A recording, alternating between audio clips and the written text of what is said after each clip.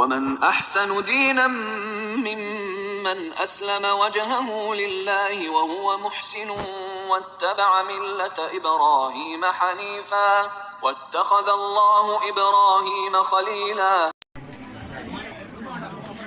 السلام عليكم ورحمة الله وبركاته.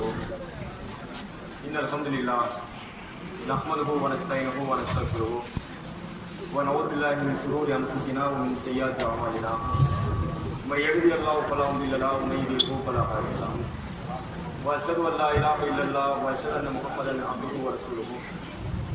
يا أيها الذين آمنوا اتقوا الله حق تقاته ولا تموتن إلا وأنتم مسلمون. يا أيها الناس اتقوا ربكم الذي خلقكم من نفس واحدة وخلق منها زوجها وبث منهما رجالا كثيرا ونساء واتقوا الله الذي تساءلون به والأرحام إن الله كان عليكم رقيبا. يا أيها الذين آمنوا اتقوا الله وقولوا قولا سديدا يصلح لكم أعمالكم ويغفر لكم ذنوبكم ومن يطع الله ورسوله فقد فاز فوزا عظيما.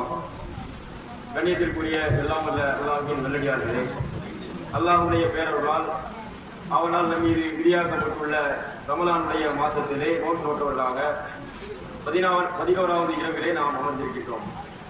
அல்லாஹ்வின் சாந்தியும் சமாதானமும் அவனுடைய வற்றாப்பெருங்கண்ணையும் நபிகள் நாயகம் ஸல்லல்லாஹு அலைஹி வஸல்லம் அவர்கள் மீதும் அவர்களுடைய வழிமுறையை அப்படியே பின்பற்றி வாழ்ந்த நல்லற தோழர்கள் தோழியர்கள் குறிப்பாக நம் அனைவர்கள் மீதும் நின்று நிலவ பிரார்த்தித்தவனாக என்னுடைய இந்த உரையை ஆரம்பம் செய்கிறேன். கண்ணியத்திற்குரிய சகோதர சகோதரிகளே, மீசான் தராசை நிரப்புவோம் என்ற தலைப்பின் கீழ் நாம் மறுமை நாளிலே அல்லாஹ்விடத்திலே பெறக்கூடிய நற்பாக்கியங்களை நாம் பெற வேண்டும் என்றால் இந்த தராசினுடைய எடை கனமாக இருக்கக்கூடிய நேரத்தில் நாம் அல்லாஹ்வுடைய அவன் வழங்கக்கூடிய இன்பத்தை நாம் பெறுவோம். மீசானுடைய தராசுடைய எடை குறைவானதாக இருந்தது என்றால், தீமையுடைய எடை அதிகமானதாக இருந்தது என்றால், நாளை மறுமை நாளிலே இறைவன் மிகப்பெரிய ஒரு தண்டனையை பாவிகளுக்கு வழங்கி இருக்கின்றான். நாம் இறைவனுடைய திருப்பொருத்தத்தை அடைய வேண்டும் என்றால் நன்மையினுடைய அந்த எடையை அதிகப்படுத்துவதற்கு மார்க்கம் நமக்கு பல்வேறு வழிகளை நமக்கு காட்டியுள்ளது. அந்த வழிமுறையை அறிந்து நாம் பின்பற்றக்கூடிய நேரத்தில் நாளை மறுமை நாளிலே இறைவன் வழங்கக்கூடிய சொர்க்கத்தை நாம் அடைய முடியும். அதை பற்றிய சில தகவல்களை நாம் தெரிந்து கொள்வதற்கு முன்பாக மீசான் தராசி என்பதை பற்றி அல்லாஹ் திருமறை குர்ஆனிலே என்ன சொல்கின்றான்? நாம் செய்யக்கூடிய செயல்களை குறித்து பல்வேறு வகைகளிலே இறைவன் பதிவேட்டை ஏற்படுத்தி இருக்கின்றான். நமக்கென்று மாணவர்களை இறைவன் நியமித்து நாம் செய்யக்கூடிய ஒவ்வொரு செயல்களையும் இறைவன் கண்காணிக்கின்றான். அல்லாஹ் ரப்பல் ஆலமீன் தன்னுடைய திருமறை குர்ஆனிலே சொல்லும்போது ஃபமை யஅமல் மிஸ்கால தர்ரத்தின் கைரன் யரா, அளவு ஒருவர் நன்மையை செய்தாலும் அவர் நாளை மறுமையிலே இறைவனிடத்திலே அதை பெற்றுக் கொள்வார். ஃபமை யஅமல் மிஸ்கால தர்ரத்தின் கைரன் யரா, அளவு அவரிடத்திலே தீமை இருந்தாலும் கூட நாளை அதற்குரிய பிரதிபலனை இறைவனிடத்திலே பெற்றுக் கொள்வார் என்று இஸ்லாமிய மார்க்கத்தினுடைய மிக முத்தாய்ப்பான ஒரு கொள்கையை அல்லாஹ் இந்த வசனத்திலே தெளிவுபடுத்துகிறான்.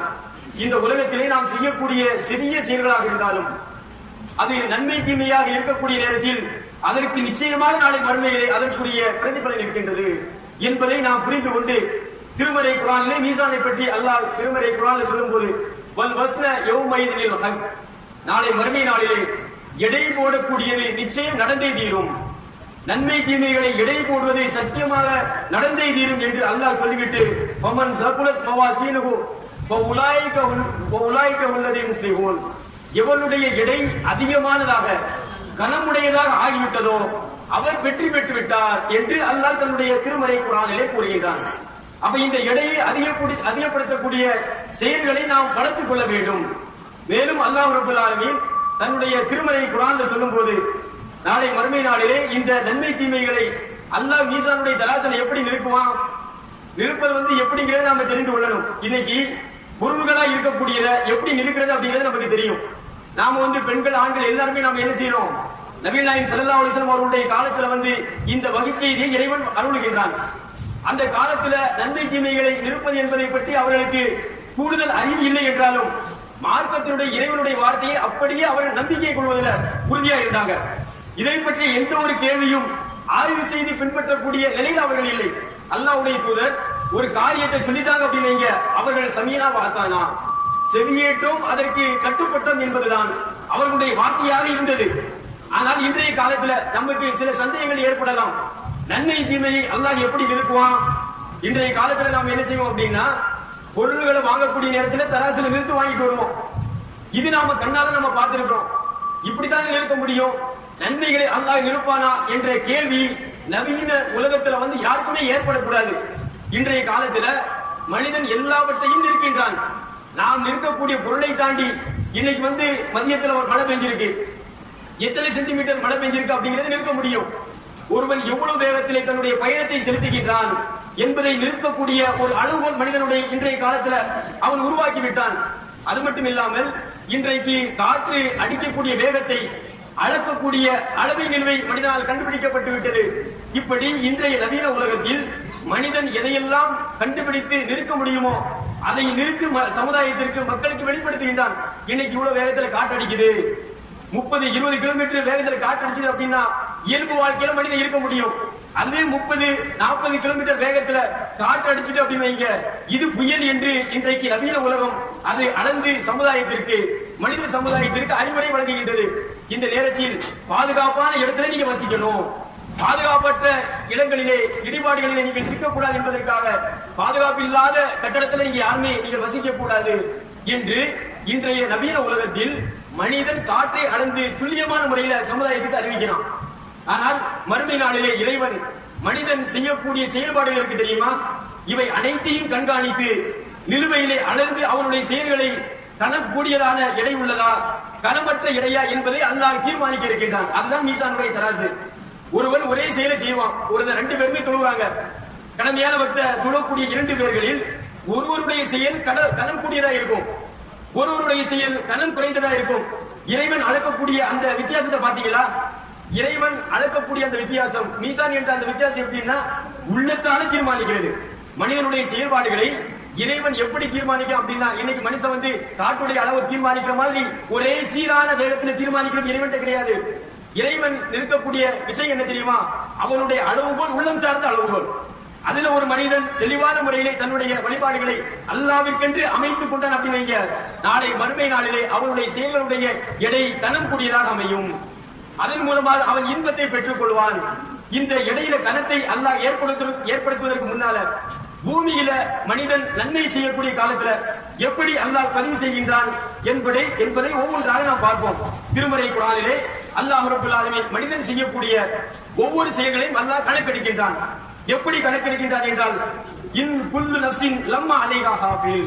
அல்லாஹ் ரப்பல் ஆலமீன் இந்த வசனத்திலே சொல்லக்கூடிய நேரத்தில் ஒவ்வொருவர் மீதும் நாம் ஒரு கண்காணிப்பாளர் இல்லாமல் இல்லை.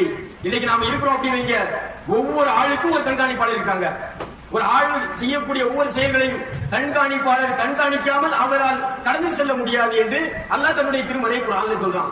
இன்னும் அல்லாஹ் தன்னுடைய திருமறை குர்ஆன்ல சொல்லும் போது, இது எதலக்கல் முதலக்கியானி அனில் யமீனி வ அனில் ஷிமால். ஒவ்வொருவருக்கும் இறைவன் 2 கண்காணிப்பாளரை ஏற்படுத்தி இருக்கின்றான். ஒரு கண்காணிப்பாளர் அவன் செய்யக்கூடிய வலது பக்கம் ஒரு கண்காணிப்பாளரை இறைவன் நியமித்து அவன் செய்யக்கூடிய நல்லவற்றை பதிவு செய்வதற்கு அல்லாஹ் ஏற்படுத்தி இருக்கின்றான். கெட்ட செயல்களை செய்யக்கூடிய மனிதர்களை கண்டறிந்து ஒரு மனிதனுக்கு 2 கண்காணிப்பாளர். வலது பக்கம் இருக்கக்கூடியவர் என்ன செய்வாரு? தொழுதா நல்ல இஹ்லாஸோட அமல்கள் செய்தால் இதை மட்டுமே பதிவு செஞ்சுக்கிட்டு இருப்பாரு. இடது பக்கம் இருக்கக்கூடியவர் என்ன செய்வாரு? கெட்ட செயல்களில் ஒரு மனுஷன் ஈடுபடுவா இல்லையா, அவன் செய்யக்கூடிய ஒவ்வொரு செயல்களையும் அவர் என்ன செய்வாரு? கண்காணித்து அவர் அதை எழுதி கொண்டே இருப்பார் என்று அல்லாஹ் ரப்பல் ஆலமீன் தன்னுடைய திருமறை குர்ஆனில் சொன்னான். எப்படி எழுதுறான்? அல்லாஹ் ரப்பல் ஆலமீன் ஒவ்வொரு மனிதனுக்கும் அவனுடைய பிறடியில ஒரு ஜிப்பை வச்சிருக்கான். இன்னைக்கு நவீன உலகத்துல இதை யாருமே மறுக்க முடியாது. நபிகள் நாயகத்துடைய காலத்தில் வாழ்ந்த சகாபாக்கள் அப்படியே ஏற்றுக்கொண்டார்கள். மனிதனுடைய ஒவ்வொரு பிறடியினுடைய கழுத்தின் பகுதியில இறைவன் என்ன செய்யறான் அப்படின்னா, இந்த மாதிரி கண்காணிப்பாளர்கள் அவர்கள் கண்காணிக்கக்கூடிய ஒவ்வொரு செயலையும் எழுதிட்டே இருக்காங்க. அல்லாஹ் திருமறை குர்ஆன்ல சொல்லும்போது, ஒ குல்லி இன்சானின் அம்சம்னாஹு தாயிர ஃபீ உலுகிஹி. ஒவ்வொருவருக்கும் ஒவ்வொரு மனிதனுக்கும் அவனுடைய கழுத்திலே பதிவேட்டை நாம் தொங்க விட்டிருக்கின்றோம். அவனுடைய பதிவேட்டில் அவன் செய்யக்கூடிய ஒவ்வொரு செயல்களையும் பதிவு செய்வதற்காக எழுத்தாளர்களை நியமித்து என்ன செய்யலாம் அப்படின்னா அதுல அல்லாஹ் பதிவு செய்து கொண்டே இருக்கின்றான்.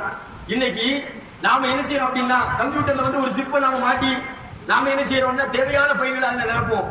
ஒவ்வொரு அளவுக்கு ஏற்ற அளவுல இல்ல ஒரு 2 ஜிபி அப்படின்னா அது கொள்முதல் கொள்ளக்கூடிய அளவுல சில ஃபைலை மனுஷனால சேவ் பண்ண முடியும். இப்படி 2 ஜிபி 50 ஜிபி 100 ஜிபி அப்படிங்கக்கூடிய அளவுல மனிதன் என்ன செய்யறான் அப்படின்னா தியரியா இருக்கக்கூடிய செயல்கள் அனைத்தையும் அவனால பதிவு செய்ய முடியுது அப்படின்னா இன்னைக்கு ஒரு பிரஸ் மீட் நடக்கு அப்படிங்க, அங்க வந்து ஒரு நிகழ்ச்சி நடக்குது. அதுல வந்து மீடியாவை சார்ந்தவர்கள் என்ன செய்வாங்க அப்படின்னா குறிப்பெடுக்கிறதுக்கு வருவாங்க. குறிப்பெடுக்கக்கூடியவர்கள் அப்படியே துல்லியமான முறையில் குறிப்பெடுக்க முடியுமா? சிலர் துல்லியமான முறையில் என்ன செய்வாங்க அப்படின்னா குறிப்பெடுக்கிறதுக்காக என்ன செய்வாங்கன்னா வீடியோலயோ அல்லது கையில கொண்டு இருக்கக்கூடிய மொபைல்லையோ டேப் ரெக்கார்ட்லயோ ரெக்கார்ட் பண்ணி அதை கொண்டு போய் துல்லியமான ஒரு பிரஸ் மீட் நடத்துவாங்க. இந்த செய்தி துல்லியமான முறையில பிரஸுக்கு கொடுப்பாங்க. ஆனால் இன்னைக்கு நம்ம பேசக்கூடியத பிரஸ் மீட்ல எழுதுறாங்க தெரியுமா? நம்ம பேசுறது அப்படி எழுதுறது. இந்த மாதிரி எழுதக்கூடியவர்கள் துல்லியமா எழுதுவாங்களா? நாம வந்து சொல்லக்கூடிய செய்தி அப்படியே எழுதுவாங்களா? அப்படின்னா கிடையாது. இன்னைக்கு பிரஸ்ல வந்து ஒருத்தர் சொல்லக்கூடியத தப்பான முறையில வந்து எழுதி மிகப்பெரிய பிரச்சனைக்குரியாக்கிய சம்பவங்களும் நம்முடைய நாட்டில் நடந்திருக்கு. அப்போ நியாயமான முறையில எழுத்தாளர்களை அல்லாஹ் நியமித்து நாம் செய்யக்கூடிய செயல்களை அல்லாஹ் என்ன செய்யறான் அப்படின்னா அவனுடைய கழுத்துல வந்து ஒரு புத்தகத்தை மாட்டியிருக்கான். இந்த புத்தகம் தான் நாளை மறுமை நாளிலே ஒவ்வொருவருடைய கண் முன்னாலே வந்து அல்லாஹ் கொடுக்க இருக்கின்றான்.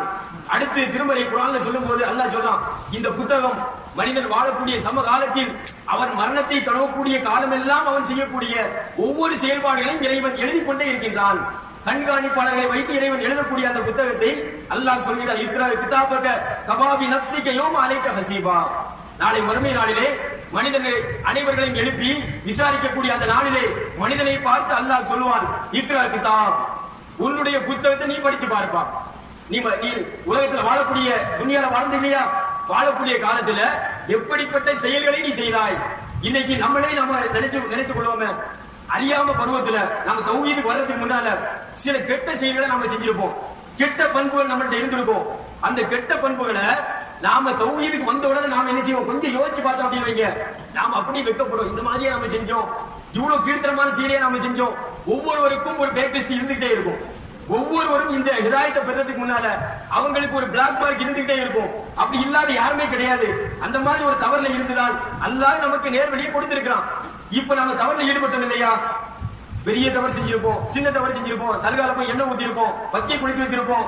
இந்த மாதிரி செயலை எல்லாம் இன்னைக்கு நாம யோசிச்சு பார்த்து எப்ப இப்போ கீழ்த்தரமான ஒரு செயல் இல்லையா, இதையா நம்ம செஞ்சோம் அப்படின்ட்டு நாம சிந்திக்கிறோம் இல்லையா? அது தவறு அப்படின்ட்டு நாம உணர்றோம் இல்லையா? இது போன்று இது அறியப்பட்ட செயல். நாம் அறியாம எவ்வளவு செயல் செய்வோம். மனித வாழ்க்கையில தவறுகள் என்பது தெரிந்து செய்யக்கூடிய தவறு என்பது வேற, நாம வந்து தெரிந்து மறந்து செய்யக்கூடிய தவறு என்பது வேற. தெரிஞ்சு செய்வோம் தவறு என்பது மனுஷன் வந்து தெரிஞ்சு செய்யறதும் தவறு.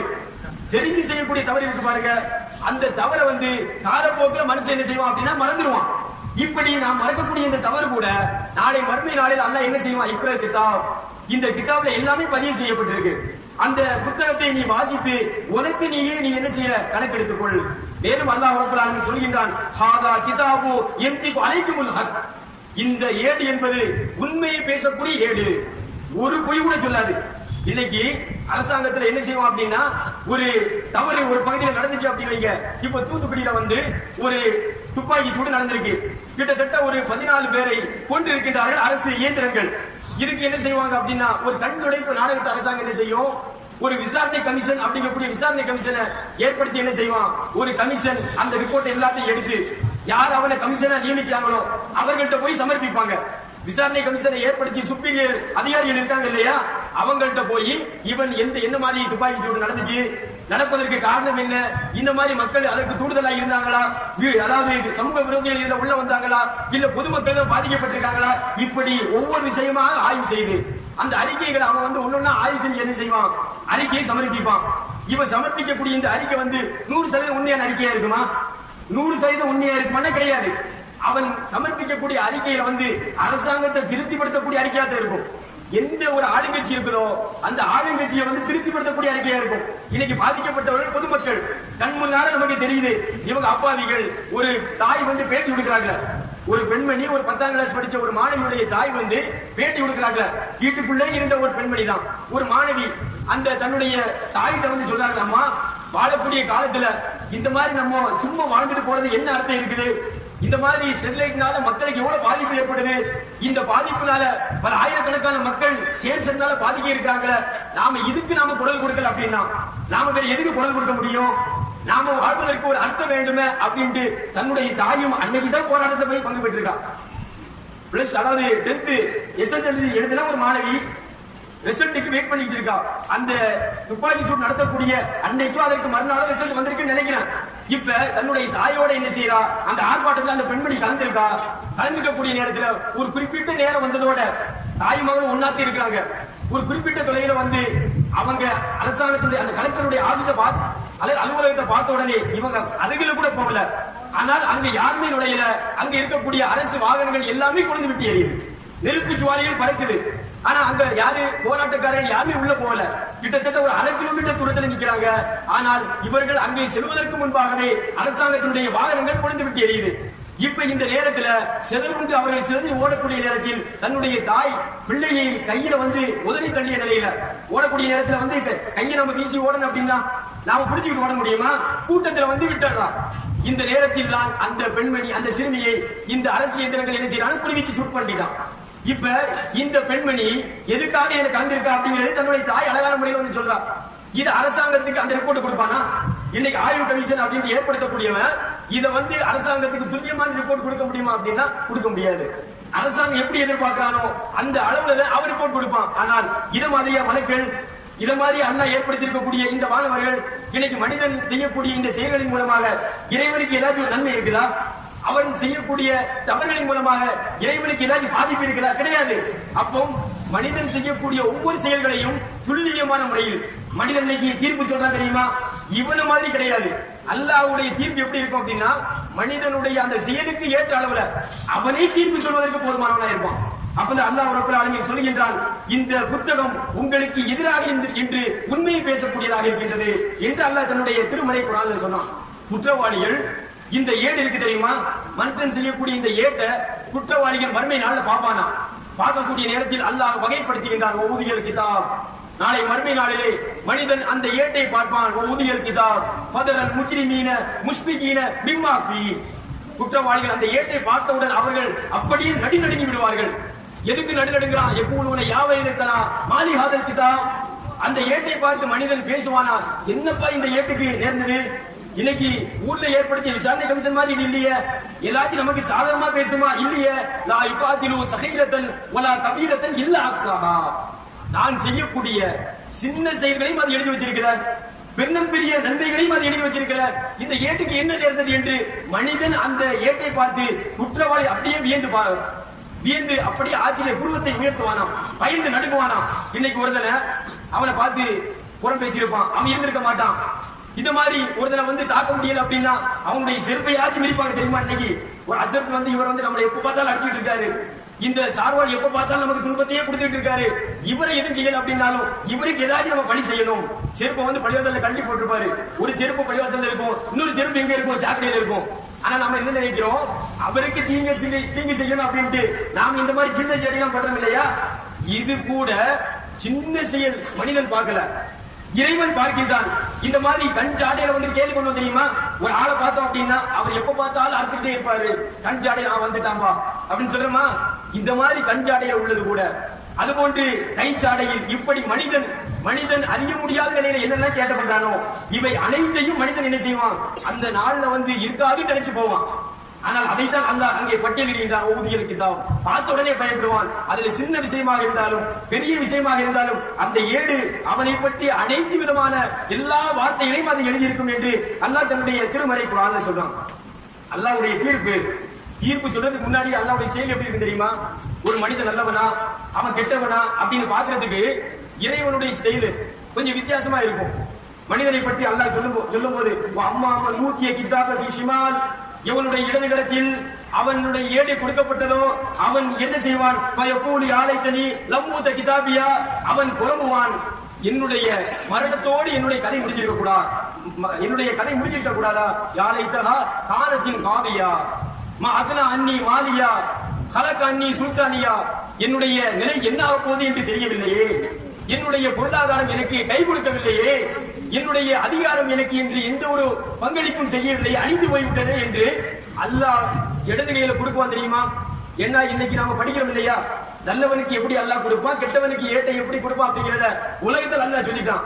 எந்த ஒரு கொஸ்டினையும் பரீட்சை காலில் தான் ரிலீஸ் பண்ணுவாங்க. ஆனா நிரந்தரமான உலகத்துக்கு போகக்கூடிய ஒரு எக்ஸாமுக்கு அல்லாஹ் என்ன செஞ்சிருக்கான் தெரியுமா?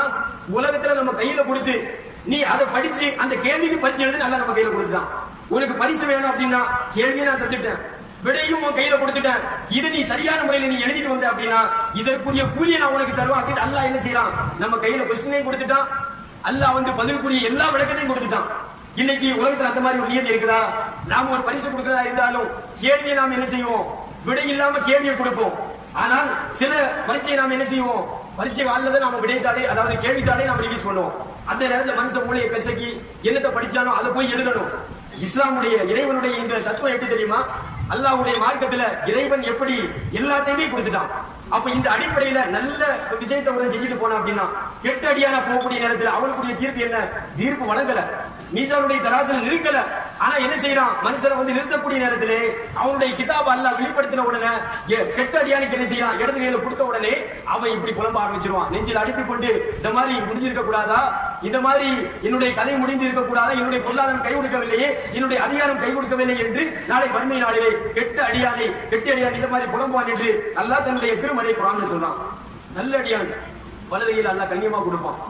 வலது கையில கொடுக்கக்கூடிய நேரத்துல நல்ல அடியான் வந்து அப்படியே குறித்த நிலையில் அல்லாஹ்வை புகழ்ந்த நிலையில் அல்லாஹ் சொல்கின்றான், ஊதிய கிதாபஹு வயமீனிஹி, எவனுடைய புத்தகம் அவனுடைய செயலுடைய குறிப்பேடு அவனுடைய வலது கரத்திலே கொடுக்கப்படுகின்றதோ வஸௌஃப யுஹாசிபு ஹிசாபன் யஸீரா, அவனுக்கு லேசான விசாரணை, ஒரு ஃபார்மாலிட்டி விசாரணை சொல்லுவாங்க தெரியுமா? அவனை பத்தி எல்லாமே தெளிவா தெரியும். ஒரு ஆள் மேல நாம என்ன செய்வோம், நல்ல அபிப்பிராயம் இருக்கும், அவரை பற்றிய நல்ல செயல் மட்டுமே நமக்கு தெரியும். இந்த நேரத்தில் நாம என்ன செய்வோம், அவரை பத்தி ஒரு தகவல் வந்துச்சு அப்படின்னு அந்த செயலை 100% அவர் செய்திருக்க மாட்டார் என்ற ஒரு விஷயம் நமக்கு தெரியும். ஆனால் அவர்கிட்ட நாம எப்படி விசாரிப்போம், ஒரு ஃபார்மாலிட்டி நம்ம செஞ்சியா சரி ஒரு போயிட்டோம் இப்படின்னு சொல்லுவோம் தெரியுமா?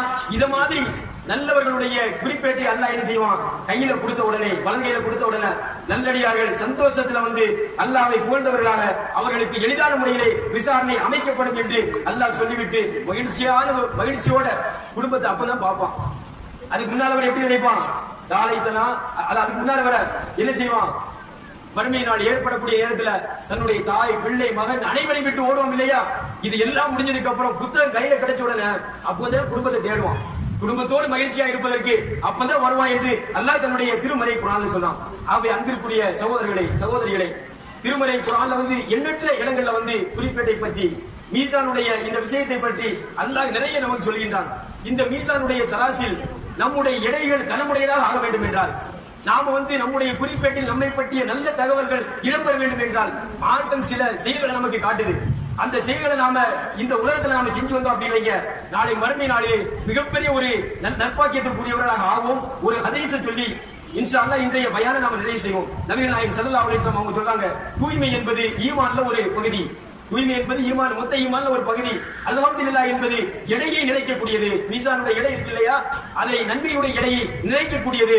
சுப்ஹானல்லாஹ் அல்ஹம்துலில்லாஹ் என்பது வானம் பூமிக்கு இடைப்பட்ட ஒரு பரப்பளவை நிறைக்கக்கூடியது என்று அல்லாஹ்வுடைய தூதர் சொல்லிவிட்டு, உலகை என்பது ஒளியாகவும் தர்மம் என்பது உங்களுக்கு ஆதாரமாகவும் பொறுமை என்பது உங்களுக்கு பிரகாசமாகவும் இருக்கும் என்று அல்லாஹ்வுடைய தூதர் சொல்லிட்டு, திருமறை குர்ஆன் உங்களுக்கு சாதகமான அல்லது பாதகமான ஆதாரமாகும். திருமறை குர்ஆன் உங்களுக்கு சாதகமான அல்லது பாதகமான ஆதாரமாகும். மக்கள் அனைத்திற்கும் முயற்சி செய்கின்றார்கள். அதில் ஒரு சிலர் சொர்க்கத்திற்காக அந்த முயற்சியை விட்டு விடுகின்றார்கள், சிலர் நரகத்திற்காக அந்த முயற்சியை விட்டு விடுகின்றார்கள் என்று நபிகள் நாயகம் ஸல்லல்லாஹு அலைஹி வஸல்லம் அவர்கள் சொல்லக்கூடிய இந்த செய்தி முஸ்லிம்ல 378 நம்பர் ஹதீஸா பதிவு செய்யப்பட்டிருக்கு. இதனுடைய விளக்கத்தை முதல்ல மார்க் என்ன சொல்லுது, தூய்மை ஈமானுடைய ஒரு பகுதி. அடுத்து திக்ர பத்தி மார்க் சொல்லுது, இந்த திக்ரால ஏற்படக்கூடிய நன்மைகள் என்ன என்பதை அடுத்தடுத்த நாட்களில் இதனுடைய விளக்கங்களை நாம் தெரிந்து கொள்வோம். அல்லாஹ் ரப்பல் ஆலமீன் எதை கேட்டோமோ அந்த அடிப்படையை புரிந்து நடக்கக்கூடிய நல்லடியார்களாக உங்களையும் என்னையும் ஆக்கி அருள் புரிய வேண்டும் என்று பிரார்த்தித்து என்னுடைய இந்த உரையை